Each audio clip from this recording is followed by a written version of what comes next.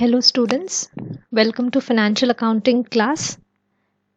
In the previous class we were dealing with the different expenses which are being made by the consigner or consignee, that is expenses made on consignment. In that we have studied recurring expenses and non-recurring expenses. So this is what we studied in case of recurring expenses. What are the expenses that are incurred? Recurring expenses are which incur very often. Okay, so what are the expenses which have been incurred by the consignee? Recurring expenses been incurred by the consignee and the consigner. We also checked in with expenses incurred, that is non-recurring expenses incurred with the consigner and the consignee. What are the expenses incurred, non-recurring expenses incurred by the consigner and consignee? Okay, so these expenses are non-recurring, that is once in a while, which incur once in a while. Then in that case those are called as non-recurring expenses. So in today's class we'll be dealing with different types of losses. Now, when the goods are being sent by the consigner to the consignee, then in that case there are chances of loss being occurred to the goods. Now, what kind of loss? Maybe loss while the goods are being transit, that is when the goods are being transported from the place of consigner to the place of consignee. While transit, that is while transporting, there can be some amount of loss being happening. Okay, maybe let's take the example of vegetables. Now vegetables, when you're transferring from the farm to the final consumer, it may so happen that some part of the vegetable or few vegetables may be spoiled.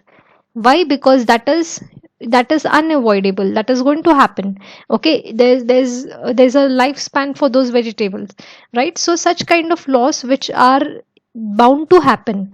So there are losses which are bound to happen when the goods are being sent by the consigner to the consignee. Okay, now what kind of losses are they? They are called as normal loss and abnormal loss. Now what is normal loss? Loss of goods due to unavoidable or normal causes. Okay, now this loss is unavoidable, this is bound to happen. Okay, like for example, I give you the example of vegetables. There is from 100, suppose if you are sending a quantity of say 200 vegetables. Okay, quantity of 200 vegetables, it may so happen that 5 or 10 vegetables may be spoiled by the time it reaches the consignee or the consumer. Okay, so such kind of loss which is unavoidable, okay, which may be caused due to normal causes, that is vegetable may be spoiled because of the normal causes, because of the lifespan of the vegetable, right? So this is unavoidable, so such kind of loss is called as normal loss. Now leakage, there can be leakage of goods, there can be breakage, that is say if it is a glass product. Okay, and if you're transferring from the consigner's warehouse to the consignee's warehouse or outlet, then in that case, even though if you have packed it well, even though you have if the packing is done quite well, it may so happen that one or two product may be destroyed or may be broken. Okay, so such kind of loss is called as normal loss. Even in case of leakage, now say for example, if you're sending let's take the example of a water tank. Okay, when you're getting the water tank, the tank will be completely filled. Okay, but by the time it reaches the final consumer, it will, because of the disturbance onto the roadside, because of the pits of the onto the roadside, it may so happen that there is leakage of water, there is the water from the tank is going to spill out, right? So this is because of the leakage, because of the which is unavoidable. All right, next is evaporation. Weightement, dusting, such kind of losses which are unavoidable, this is normal. This loss does occur when you're sending the goods from the from one place to another, then in that case such kind of loss which is unavoidable and that is normal, that is bound to happen, then in that case such kind of loss is called as normal loss. Now this loss is considered when you're calculating closing stock. Okay, when you calculate closing stock, then in that case you consider this normal loss. Next is the abnormal loss. I hope you have understood what is normal loss. There are two types of losses. One is the normal and the second is abnormal. So we have looked into the normal loss. Now we'll be checking out with abnormal loss. Now what is this abnormal loss? Now if you look into the word itself, that is the title itself, abnormal, the one which is unexpected, okay, unnatural, okay, loss or damage of goods caused due to unexpected or unnatural reasons such as theft, floods, accident, earthquake, fire, war, etc. Okay, now if you see the present pandemic situation what we are facing, okay, none of us have thought that our classroom will be the the the laptop or the cell phone that we are using that can turn out to be a classroom. We never thought of this, okay, but this is what is the present situation. Okay, so this is how we are dealing with the unexpected or unnatural loss. Okay, because the loss which has happened because of the unexpected reason, so such kind of loss is called as abnormal loss. Okay, so loss or damage of goods, okay, when you are transferring the goods, when you're transporting the goods from one place to another, then it can be if there is any loss which is unexpected or unnatural, then that is called as abnormal loss. For example, threat in terms of fire, okay, or let's say the example in terms of loss due to theft, loss due to floods, accident, earthquake, fire, war, etc. Now theft is wherein the goods are being stolen. Okay, suppose say you're sending you're sending a quantity of 100 goods, okay, and by the time it reaches the consignee, okay, maybe there are only 95 goods into the say the van or the truck what has been loaded. So the 5 goods which are being stolen are nothing but theft. Now you got to find it out and so on. So theft is unavoidable or unexpected, you never were prepared for it, right?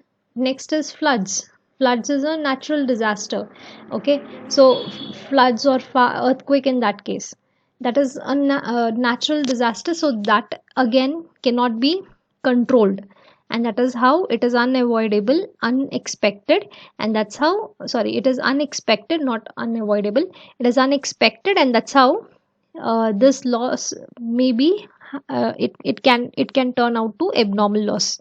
Okay, accident. Now let's take the example of an accident. Say you are sending the goods wherein the truck is loaded with say 200 quantity of bags. Okay, when the goods are being loaded, the quantity of products are 200 and the truck is transported, and all of a sudden in a transit, let's say the tire of the truck is damaged, and that's how there's a tire which has been bursted. Okay, now that it turns out to be an accident, or let's say the truck meets to an has an accident and all the goods whatever are being loaded in the truck are being destroyed. Now such loss which is abnormal cannot be I mean such loss is what happens because of accident is called as abnormal loss. Okay, no doubt you will recover it if your goods have been insured, then you will have the insurance been recovered and so on. Let's not look into the other aspect of that part, but here abnormal loss is loss which is unexpected or unnatural, then such kind of loss is called as abnormal loss. Now, this loss is calculated, this is basically been credited to the consignment account. Abnormal loss is credited to the consignment account, and this loss is calculated as follows. Now, this is the formula for calculating abnormal loss. Okay, now what is it? abnormal loss is equal to cost price of goods lost. Okay, what is the cost of goods, that is what is the price of the goods that are being lost, plus proportionate non-recurring expenses incurred up to the point of loss of goods. So any expenses, non-recurring expenses which are incurred till the point of goods, loss of the goods, then this is how you calculate the abnormal loss, that is cost of goods, price of the goods, cost price of the goods plus the expenses, non-recurring expenses incurred on the goods till the point of loss. Okay, this is how we calculate abnormal loss. I hope you have understood the two losses. First is there are two losses, normal and abnormal, and this is what we have studied in both the cases.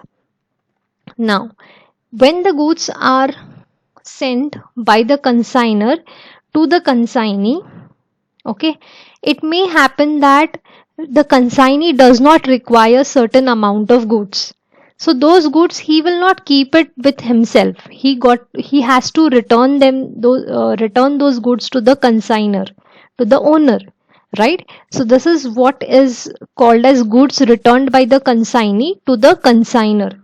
Okay, now why is the consignee going to return the goods to the consigner? It can be so because of the goods which are defective, okay, or are not up to the standard, or which are not required by the consignee. Then in such case the goods are being returned by the consignee to the consigner. Okay, now such goods are valued at two prices. One is the cost price and second is the invoice price. This will be look into the next class. Okay, basically when the consignee does not require the goods which are sent by the consigner, okay, maybe because they are defective or they are not up to the standard, or which are unused by the consignee, then such goods are to be returned by the consignee to the consigner.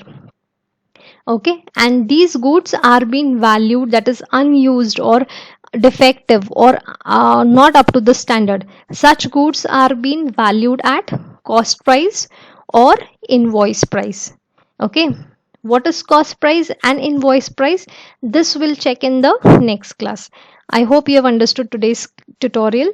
Thank you.